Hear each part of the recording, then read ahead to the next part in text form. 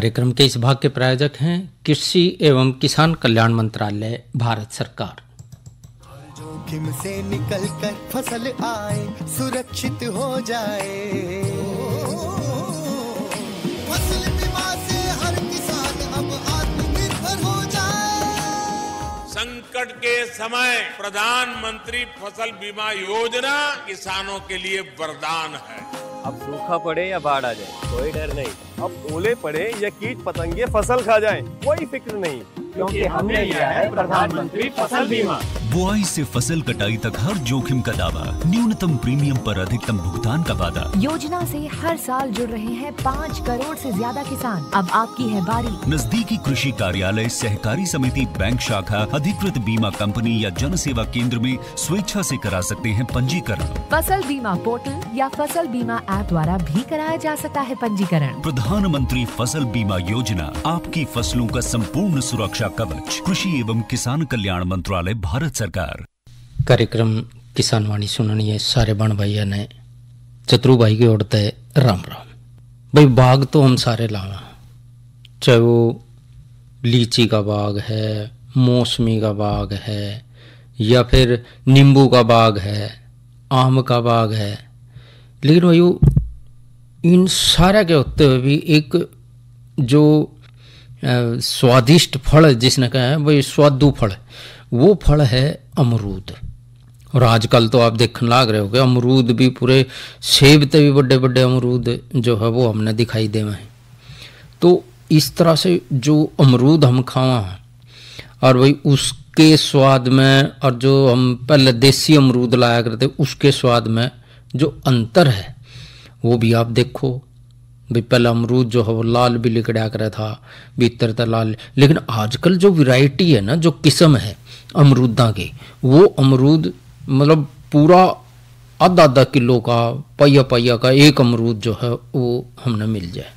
अब बात आवे कि भाई जो भाई वैज्ञानिक खेती करना चाह रहे हैं, भाई जो आगे इस तरह से भाई जो आगे किस तरह से हमने वैज्ञानिक खेती के लिए तैयार होना है या वैज्ञानिक खेती हमने कैसे करनी है, ख़ास तौर पर अगर हम बात करें अमरूद की, तो आज हम आपको सुनवा रहे हैं एक भेंट वार्ता भी अमरूद की वैज्ञानिक खेती कैसे करें। और डॉक्टर साहब से बातचीत कर रहे हैं वीरेंद्र भाई। तो पहले सुनते हैं ये भेंट वार्ता। आज हमारी बातचीत का विषय रहेगा अमरूद की वैज्ञानिक खेती। इस बारे में हमें जानकारी दे रहे हैं डॉक्टर मनेंद्र सिंह जी, सहायक वैज्ञानिक बागवानी, चौधरी चरण सिंह, हरियाणा कृषि विश्वविद्यालय हिसार से। डॉक्टर साहब, आपका हमारे स्टूडियो में स्वागत है। धन्यवाद जी। डॉक्टर साहब, जैसा आप जाने कि मौसम धीरे धीरे बदलने लग रहा है, बरसात का मौसम आने लग रहा है, और ऐसे बहुत से किसान भाइयों का रुझान जो है बागवानी की तरफ भी रहा है। अपने अपने रुचि के अनुसार कई तरह के फलदार पौधे किसान भाई लगावे, और उनमें एक अहम पौधा है अमरूद। तो जैसा आप जाने कि अमरूद का भी रुझान काफ़ी किसान भाइयों का है और बाजार में उपलब्ध भी रहा है, और ये भी कहा जा कि ये तो जो है एक सामान्य आदमी की पहुंच में है और गरीब आदमी की पहुंच में, सभी इसको पसंद करें। तो इसकी खेती के लिए सबसे पहले तो हमें बताओ किन किन बातों का ध्यान रखना चाहिए और कैसी जलवायु चाहिए। जी, आपने सही पूछा है कि अमरूद की जो खेती है हमारी, अमरूद की खेती के लिए किसानों का रुझान बढ़ रहा है। इसको व्यावसायिक रूप में किसान कर रहे हैं। तो इसका व्यावसायिक रूप में आने का मतलब है कि जो अमरूद है हमारा, अमरूद एक तो सामान्यतः सभी प्रकार की मिट्टियों में आराम से इसकी फसल की जा सकती है। यह बलुई दोमट मिट्टी में अच्छी उपजाऊ इसकी रहती है, उपज अच्छी आती है। तो ये जो है हमारा अमरूद जो है उष्णकटिबंधीय फसल है, जो कि हमारा राजस्थान, हरियाणा, उत्तर प्रदेश जी और उत्तराखंड, यहाँ पर इसकी खेती बड़े अच्छे ढंग से की जाती है। और फार्मर्स जो है इसको कमर्शियल रूप में जो खेती करते हैं उसको विशेष रूप से ध्यान देना। जैसे कि बरसात का मौसम स्टार्ट हो गया है अब, तो बरसात के मौसम से हमारा जो जून का जो समय होता है जी, जून के समय में हम इसकी तैयारी स्टार्ट कर देते हैं लगाने के लिए। यानी खड्डे वगैरह खोद लें, निशानदेही ले लें, कौन सा खेत है, मिट्टी का चुनाव, खेत का चुनाव, इन बातों का ध्यान रखते हुए तैयारी किसान कर सकें। बिल्कुल, जून के महीने में अपने खेत में खड्डे खोदना स्टार्ट कर देते हैं। जो खड्डे होते हैं हमारे इसके 1:1:1 के रेशियो में खुदता है। 1 मीटर की उसकी गहराई होगी, 1 मीटर उसकी चौड़ाई होगी, 1 मीटर उसकी गोलाई रहेगी। तो इस हिसाब से खेत में अपनी तैयारी करके किसान उसके अंदर गोबर की खाद डालकर उसको छोड़ दे। तो उसके बाद जैसे हमारा बरसात स्टार्ट होती है तो उससे जो हमारी जो मिट्टी की सतह है वो पानी भरने के कारण नमी उसके अंदर बन जाएगी, जिस कारण हमारा जो प्लांट है वो जब हम उसको जुलाई के मंथ से स्टार्ट हो जाता है, जुलाई से सितंबर रोपाई का समय, तो जो हमारा पौधा उसके अंदर लगाया जाता है तो वो अच्छी तरह से उसकी जो जड़ है वो उसको पकड़ लेती है। तो इसलिए हमारी जो तैयारी है जून के लास्ट से इसकी तैयारी कर देते हैं हम, और जुलाई अगस्त सितंबर के टाइम पीरियड में हम, यानी जून से लेकर सितंबर तक जो है 3-4 महीने का समय है किसान भाइयों के पास। हाँ, इसको लगाने 3-4 महीने का जो टाइम रहता है। लेकिन इसको लगाने के लिए किसान को सबसे ज्यादा जरूरत है कि आप जो प्लांट है, जो हमारा पौधा है जी, वो क्या लेना है। तो बीज द्वारा तैयार होता है जी, बिल्कुल एक कलम द्वारा तैयार किया जाता है। तो कलम द्वारा जो तैयार किया जाता है हमारा प्लांट, तो वो जो हमारा रहता है उसको किसान ज्यादा से ज्यादा कोशिश करे कि वो कलम द्वारा प्लांट को ही सिलेक्शन में ले। डॉक्टर साहब, आपने जिक्र किया कि बीज के जरिए भी लगा सकें और कलम के जरिए भी, अंतर क्या है? क्यों ऐसा चुनाव करें कि कलम को जो है प्राथमिकता दी जाती है ज्यादा? हाँ जी, बीज द्वारा जो हमारा लगाया जाता है तो उसमें सबसे पहला तो ये है कि उनके जो आगे जो हमारा पौधा तैयार होता है तो उस पौधे में सबसे ज्यादा एक तो वेरिएशन आता है फलों के, उसमें हम मतलब किसी भी जो फल का जो हमारा रहता है आकार साइज, इनमें डिफरेंस आता है। और दूसरा सबसे मेजर जो उसमें दिक्कत आती है हमारी, वो जो प्लांट तैयार होता है हमारा फल देने के लिए, वो टाइम लेता है, उसको 6-7 साल उसको फल देने का टाइम लगता है। जो कलम द्वारा होता है तैयार, वो फल हमारा 3 साल के बाद में उससे हम फल ले सकते हैं जी। हाँ, आपने अच्छा बताया कि भी कलम से जो है जल्दी उत्पादन शुरू हो जाएगा, बीज से ज्यादा देर। अमूमन ये देखा जाता है कि किसान भाई या सामान्य व्यक्ति भी कोई अमरूद खा रहा है और उसका स्वाद मीठा रहा, भाई ये बड़ा बढ़िया, इसके बीज रख ले और लगा देते हैं बीज। तो उसमें ज्यादा समय लगेगा। इससे क्या होता है कि वो टाइम भी लेता है और उसका जो वेरिएशन के कारण हमारी क्वालिटी का पता नहीं, उसका जो क्वालिटी जो गुणवत्ता भी उसकी गुणवत्ता का आकलन नहीं कर सकते। तो ये तो बात करी डॉक्टर साहब आपने कि उसमें कलम से लगाया या बीज से लगाए, तो बेहतर है कलम से लगाए। और एक जानकारी या जहां पर जो उनके विश्वास की नर्सरी है वहां से पौधा ले, तो कहीं इसमें भी मैं आपको बताना चाहता हूं कि जो अपना पौधे का जो सिलेक्शन करे वो सरकारी संस्थान या सरकारी नर्सरी, उनके द्वारा वो उसको अपना सिलेक्शन, अपना जो उसका चयन है पौधे का, वो उनके द्वारा किया जाए। डॉक्टर साहब, एक जानकारी और चाहेंगे आपसे कि जहां से चयन हो अच्छा हो, विश्वसनीय नर्सरी से हो, चाहे सरकारी संस्था है चाहे प्राइवेट ले रहे हैं, जहां से, क्या किसान भाई उनके पास पहले से ही जो पौधे हैं और उसको विश्वास है कि मेरे पौधे अच्छा उत्पादन दे रहे हैं, तो क्या उस पर भी कलम चढ़ा सकता है किसान भाई, अपनी नर्सरी भी तैयार कर सकता है? ये आपने जो आपने ये क्वेश्चन किया है, इसका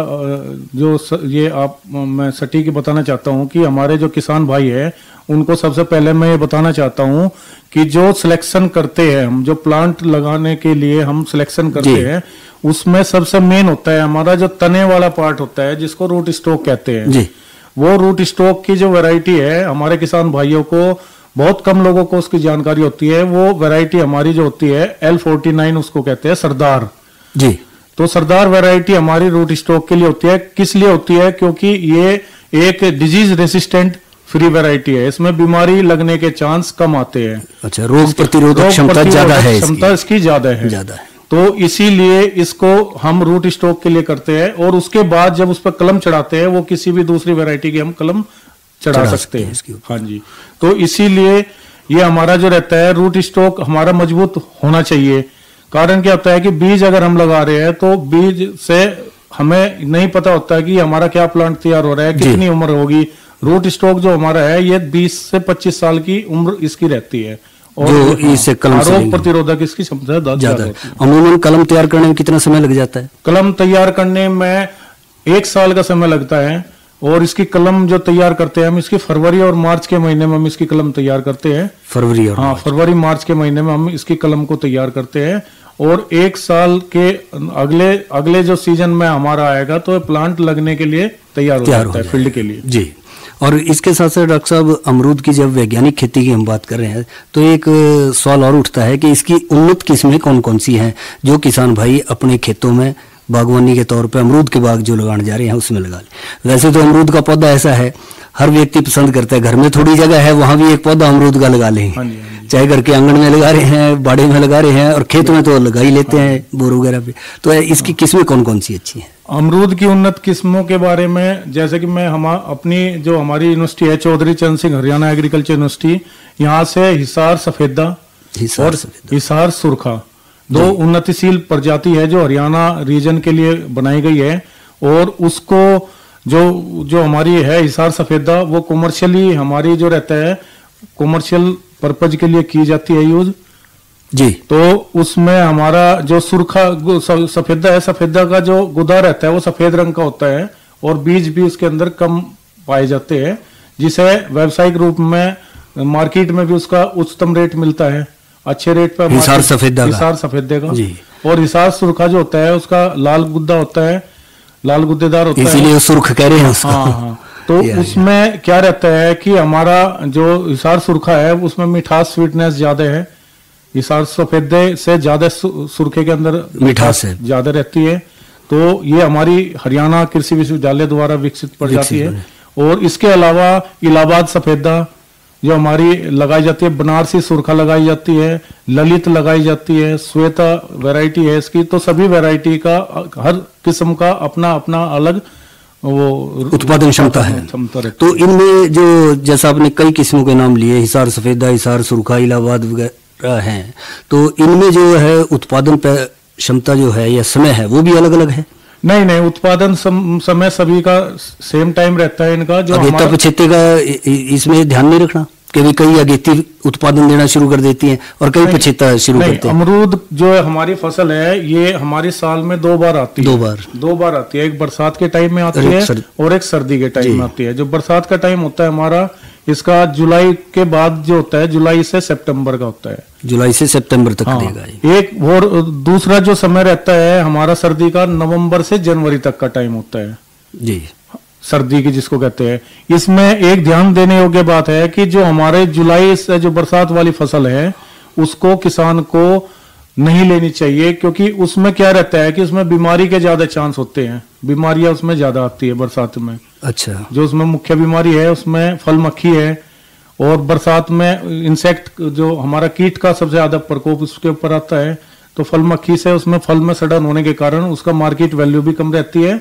और सर्दी की जो फसल होती है हमारी, सर्दी की फसल का क्वालिटी अच्छी होती है, उसकी उत्पादन क्षमता बरसात से ज्यादा होती है और उसका मार्केट की वैल्यू भी ज्यादा होती है। तो इसलिए सर्दी की फसल को किसान भाइयों को लेनी चाहिए और बरसात में बिल्कुल बरसात की फसल को कम से कम लेना चाहिए। अच्छा। अब उसके लिए क्या करना चाहिए, जो हमारा बरसात की फसल को ना लेने के लिए हमें फरवरी मध्य से लेके और मई तक का सिंचाई को रोक देनी चाहिए फसल की। फरवरी मध्य से लेके मई तक का यानी ये जब गर्मी शुरू हो गई समझ लो, उस समय जब तापमान बढ़ने लगा सिंचाई ना करें। हाँ जी, तो उसकी सिंचाई रोक देनी चाहिए। उससे हमारा क्या होगा कि फसल पर अत्यधिक जो फूल आते हैं वो नहीं आएंगे, कम से कम उसमें फूल आएंगे। तो उस फसल के बाद हमारी सर्दी वाली जो फसल आएगी वो उससे बेहतर रहेगी, अच्छी रहेगी, उसमें फूलों का ज्यादा। तो इसमें किसान भाइयों को फायदा रहेगा कि एक ही फसल वो ले रहे हैं, सर्दियों की फसल ले रहे हैं? इसमें मैं आपको बताना चाहता हूं कि जो बरसात की फसल होती है हमारी,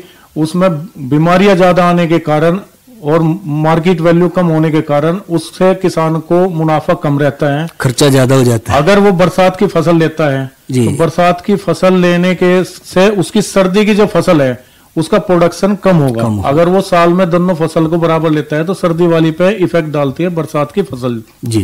तो इसीलिए उसको बरसात की फसल को कम से कम लेना चाहिए, ज्यादा से ज्यादा सर्दी वाली फसल को लेना चाहिए। सर्दी में अमरूद की गुणवत्ता बढ़ती है और उसके जो मार्केट के जो रेट है वो ज्यादा रहते हैं। बरसात में हमारा फल खराब होने के चांस ज्यादा होते हैं और उसकी मार्केट की वैल्यू कम रहती है और बाजार में अधिकता भी ज्यादा हो जाती है, तो उससे उस कारण भी रेट कम रहते होंगे। बाजार में अधिकता का विषय पे मैं कहता हूं कि अमरूद का जो है अधिकता तो इतनी मतलब बाजार में नहीं है जी कि वो बहुत ज्यादा रहता है कि बरसात में हमारा सबसे ज्यादा नुकसान रहता है फसल लेने का, कम से कम ही हमें लेनी चाहिए। और इसके साथ साथ डॉक्टर साहब बहुत से किसान भाई बागवानी के तौर पर ब्लॉक में लगाते हैं, 1 एकड़ लगा लिया, 2 लगा लिए, 4 लगा लिए, तो उस दौरान जो है किसान भाई किन बातों का ध्यान रखें और पौधे से पौधे की का फासला कितना रखा जाए और लाइन से लाइन का फासला कितना रखें? इसमें जो अमरूद की फसल है, अमरूद की फसल में 6 मीटर इंटू 6 मीटर का हम दूरी रखते हैं पौधे से पौधे, और लाइन से लाइन की जो दूरी होती है 6 मीटर की हमारी रहती है जी। जिसके अनुसार प्रति एकड़ हमारे 120 पौधे के आसपास हम लगा सकते हैं, चाहे कोई भी किस्म हो। हाँ, कोई भी किस्म है। और इसके एक और मैं आपको बताता हूं कि आजकल जो है सघन बागवानी भी चल रही है, जिसमें हाई डेंसिटी जो रहती है पौधे की और लाइन की दूरी कम करके हम उसको लगा सकते हैं। उसमें नंबर ऑफ जो हमारे प्लांट है, जो पौधे हैं, वो संख्या उनकी बढ़ जाती है। और उसके लिए विशेष ध्यान रखना होता है कि जो हमारे पौधे की ट्रेनिंग और प्रूनिंग उसकी हमारी उसको करना, कटाई छांट जो हमारी है वो काट छांट हमें उसको मेंटेन करना होता है। तो उसमें उत्पादन कुछ बढ़ेगा? उसमें जो उत्पादन अधिक घनत्व वाली संख्या बता रहे हैं आप, संख्या ज्यादा बढ़ने के कारण हमारे जो पौधे की है वो उत्पादन भी बढ़ेगा और उसमें प्रति एकड़ के हिसाब से आमदनी भी ज्यादा होगी, जो आजकल हमारे जो कमर्शियल लेवल पे किसान भाई इसकी खेती कर रहे हैं। क्या जब अमरूद की खेती कर रहे हैं किसान भाई, बाग लगा रहे हैं, उसके साथ कोई अन्य फसल भी उस खेत में ली जा सकती है जिसमें कि अमरूद के ही बाग हैं? हाँ जी, ये मैं आपको बताना चाहता हूं कि जो अमरूद की जब हम फसल लेते हैं और हम उसकी प्लांटिंग करते हैं, तो अमरूद की जब 3 साल के बाद में हम फसल लेते हैं, तो 3 साल से जो पहले का टाइम रहता है हमारा, उस टाइम में हम जो हमारी ये दाल वर्गीय जो फसल होती है, दलहनी फसल जो रहेगी हमारी, उनको हम ले सकते हैं। चना ले सकते हैं, लोबिया ले सकते हैं, उसमें मूंग, उड़द ले सकते हैं। मौसम के अनुरूप जो फसल है हम उसको मतलब पहले 3 साल में लिया है। इसके साथ साथ डॉक्टर साहब, अमरूद के बागों में खाद पानी का हिसाब किताब क्या रखें किसान भाई के? किस तरह के खाद कितने समय पर और कितने आयु के पौधे के अनुसार दिया? हाँ जी, मैं ये बताना चाहता हूँ, अमरूद के जब हम पौधा लगाते हैं तो उसकी आयु के हिसाब से उसमें जो पौधे में खाद डालना चाहिए। ये प्रथम वर्ष की आयु में 10 केजी उसमें गोबर की खाद, 10 किलोग्राम और यूरिया जो है 200 ग्राम उसके अंदर यूरिया डालते हैं पौधे में जी। और जो सुपर फॉस्फेट है 200 ग्राम सुपर फॉस्फेट रहता है हमारा। म्यूरेट वो पोटेशियम सल्फेट 100 ग्राम के हिसाब से 1 वर्ष की आयु के पौधे में। 2 वर्ष की आयु के पौधे में 20 ग्राम गोबर की खाद, 400 ग्राम यूरिया और 400 ग्राम सुपर फॉस्फेट और 200 ग्राम पोटेशियम सल्फेट की मात्रा देते हैं। आयु के हिसाब से, आयु के अनुसार इसका मिश्रण तैयार करके हम देते हैं। और इसको डालने के लिए हमें विशेष रूप से ध्यान रखना है कि जब हम खाद देते हैं तो पौधे से 2 या 3 फीट की दूरी पर हमें खाद को डालना है, चाहे वो छोटा पौधा हो चाहे बड़ा हो। पौधे के हाँ, मतलब छोटे पौधे के भी 1 फीट या 2 फीट के आसपास में आप ले सकते हो। बाकी जब बड़ा आयु के अनुसार छतरी, हाँ, जो उसकी छतरी होती है उसके अनुसार उसकी छतरी के आसपास जो दायरा होता है 5 या 6 फीट का, जो बड़ा पौधा हो जाएगा 10 साल का, तो उसकी जो छतरी का हमारा रहता है उसके वहां पे खाद का हम। तो जब ये काम कर रहे हैं तो इस दौरान कई जगहों में ये समस्या देखी जाती है कि दीमक की समस्या आ जाती है, तो उसकी रोकथाम के लिए भी कोई दीमक की रोकथाम के लिए क्लोरोपाइरीफॉस का घोल होता है। तो क्लोरोपाइरीफॉस आप उसके जो थाल बना के उसमें आप क्लोरोपाइरीफॉस का घोल डाल सकते हैं। रुपाई के समय दे सकते हैं, और उसके बाद भी दिया जा सकता है। उसके बाद अगर दीमक की समस्या है तो उसमें हम क्लोरोपाइरीफॉस के द्वारा उसको कंट्रोल कर सकते हैं। तो डॉक्टर साहब, आज हमने बातचीत की अमरूद की वैज्ञानिक खेती पे। आपने बहुत अच्छा जिक्र किया कि किस्मों का ध्यान रखें, मिट्टी का ध्यान रखें, जलवायु को, अपने क्षेत्र की जलवायु का ध्यान रखते हुए जो है किसान भाई अमरूद के बाग अपने इलाके में लगा सकते हैं।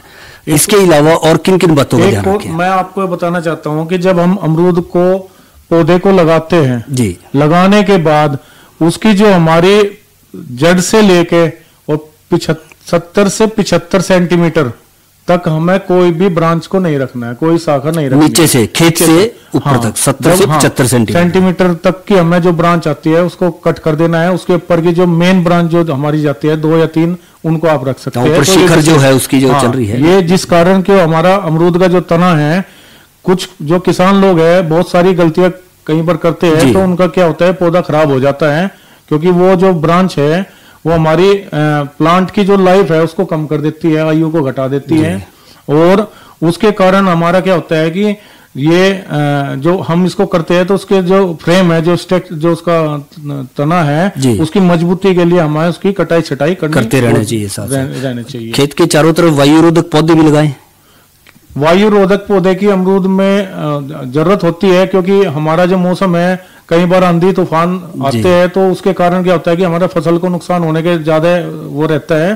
तो उसके लिए आप खेत के जो चारों तरफ है वायुरोधक पौधे लगा सकते हैं, जैसे कि सफेदा लगाते हैं, बाड़ में लगा देते हैं। सफेदा है, जामुन है, जमोया है, डेक है, नीम है, कई तरह के लगा आप इसको वायुरोधक जो पौधे हैं उनको लगा सकते हो, जिससे हवाओं का सीधा असर पौधे के फल के ऊपर ना पड़े।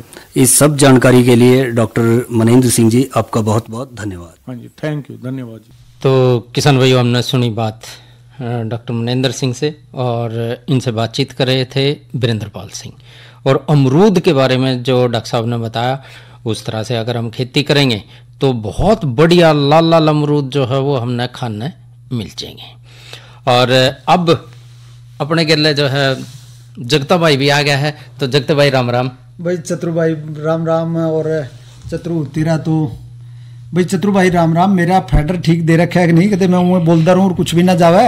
ना ना है ना, बिल्कुल सही जा रहा है भाई। है वो सुने नार मैं यहाँ अपना सारा जोर लगा दूं, है ना, बिल्कुल। तो इब थोड़ी सी आप बात कर रहे थे सीधी बिजाई, धान की सीधी बिजाई है ना। पहला तो वैसे तो हमने देखा है कि जिस तरह कद्दू करके और पूरा पानी भर के उस तरह का जो बिजाई करा करते धान की, और अब भी खैर वह भी चले है, लेकिन ये ज्यादा सिफारिश इसी की रहे है कि भाई जो सीधी बिजाई है धान की, इसमें पानी की भी बचत रहे है और जो है फसल पे भी अच्छा ही असर पड़ा है। जब तक भाई इसमें हम कहें कि भाई टाइम की भी बचत हो जाए, और जो ट्रैक्टर का जो हम तेल खर्चा है उसकी भी बचत गणी हो जाए। हाँ, असल में तो पता है क्या है चतुरु, ये जो धान की फसल है ना, ये कहे हैं कि भाई ये जो बंगाल वाला इलाका है ना, ये असल में तो उनकी फसल है जी। तो अपने यहाँ क्योंकि इसमें पानी खड़ा रहे, जो गंगा के साथ के इलाके हैं या उस तरह के जो नमी वाले इलाके हैं उनके लिए है। तो अपने यहाँ जिस तरह जो पंजाब का भी, जिस तरह में पटियाला था तो वहाँ भी इस तरह की बात चला करती, भाई धान की कम से कम ज्यादा नहीं तो 40% खेती कम करनी चाहिए जी। तब जो नीचे का जो पानी है हमारा भूमिगत जल है वो बहुत नीचे जाता जावे है, और फिर जब बहुत नीचे चला जाएगा तो फिर वो सारा अपना एक तरह से बंजर हो जाएगा सारा सिस्टम।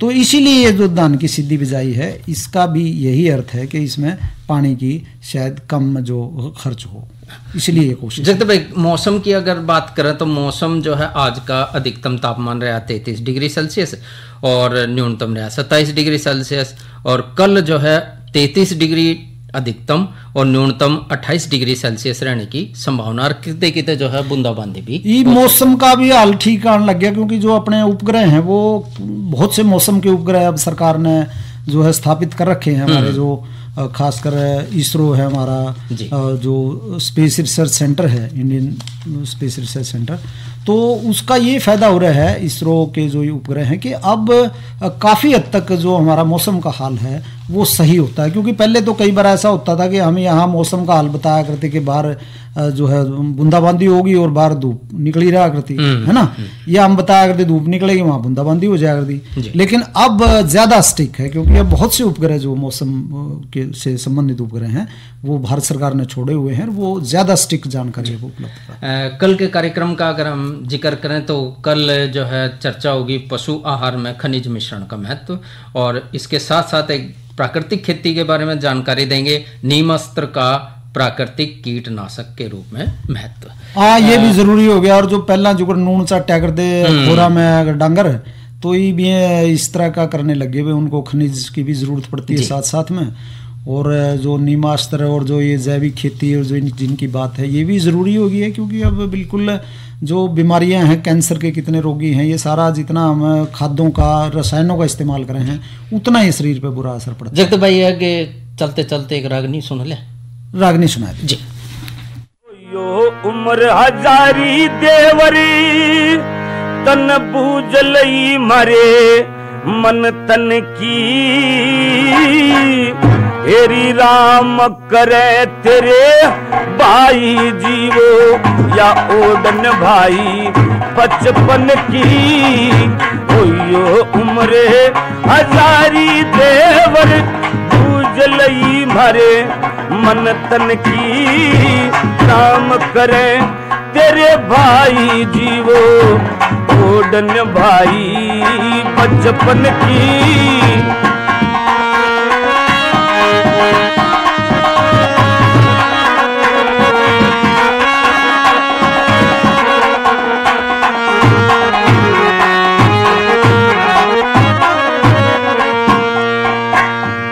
बचपन में जो वो दुख भोग्या वो तई बदवाई हो जागी तत्ते जड़े बसे सीले जिनके गात समाई हो जागी हाफड़ में वरे दिल्ली में तेरी या बोर बढ़ाई हो जागी मेरे हंस के सिर पे हाथ।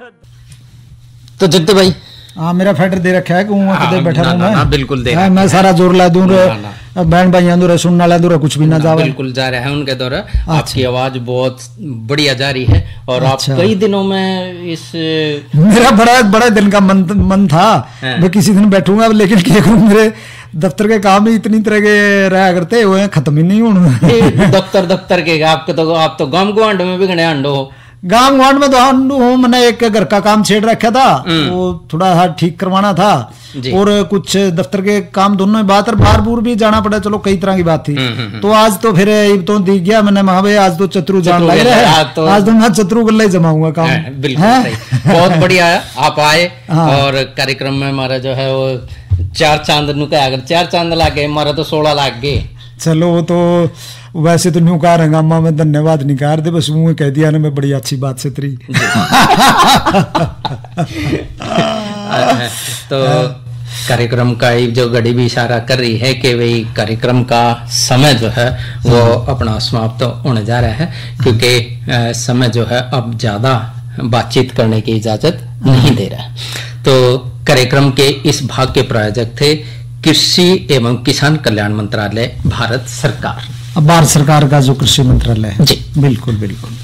अरे क्या कर रहा है इधर हम बोल रहे हैं तेरे बीजू का उतला बोल रहा है। पक्षियों से तो हम खेत को बचा लेते हैं पर इन घातक रसायनों से कैसे बचाएं? मतलब देख बेटा तू जो ये अंधाधुंध रसायन मिलाता है ना मिट्टी की सेहत बिगड़ने लगी है और जब माटी ही कमजोर पड़ जाएगी तो उपज कैसे सेहतमंद होगी? अरे पहले ऐसा नहीं था पूछना अपने बड़े बुजुर्गों से कैसे फसल लहलहाती थी शुद्धता झलकती थी। हाँ माटी भी तंदुरुस्त और लोग भी।